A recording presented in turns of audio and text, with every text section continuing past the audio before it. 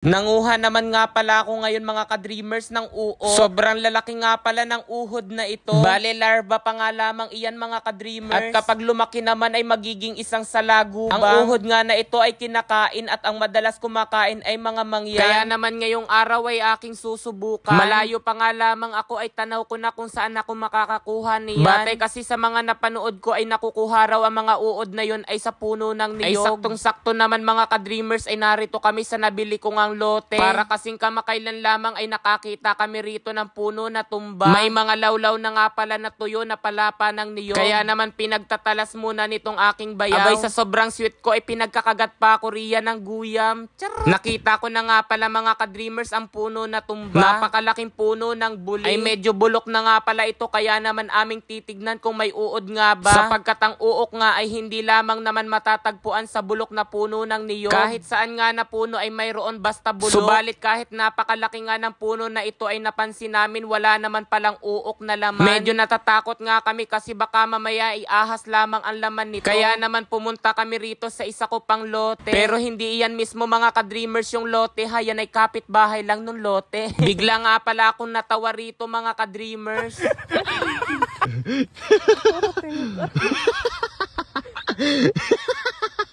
Sabit sa tinik.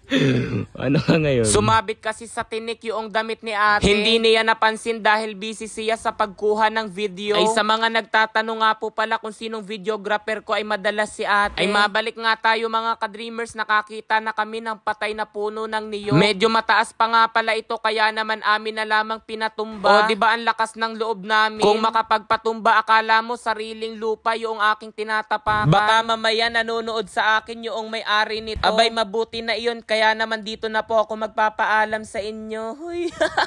Nang maitumba na nga pala namin ay sinimulan na namin maghanap nga ng uok. Dahil bulok na nga pala itong puno na niyog kaya naman kahit kinakamay ko na lamang. Maya-maya nga pala ay nakakuha na ng maliliit na uok itong aking bayaw. Sinubukan ko nga mga ka-dreamers hawakan ay medyo nakatatakot pala. Kahit mainit nga yung panahon ay malamig pa rin ang pakiramdam ko sa balat nila. Ito mga ka-dreamers! Yan, grabe yun! Yun! Grabe ito! Ito! Wow! Shit! Yan, laglag na! Shit! Ay, puwit! Yan, ayan, dami!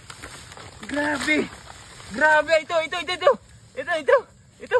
Oh, di ba na? Wow! Ay, wow! So yan, grabe! Pakita mo raw? Oh, di ba?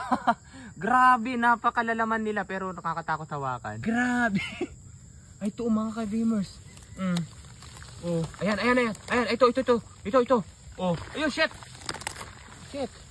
Nakakatakot pala yan. Ito mga ka-dreamers. Oh, ay lalaki. Oh.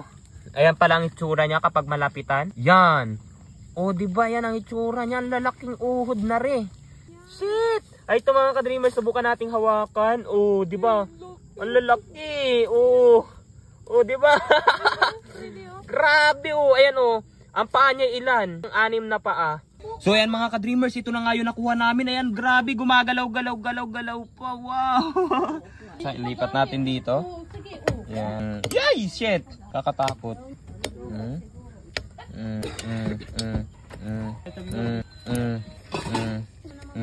Di ba? Grabe yan.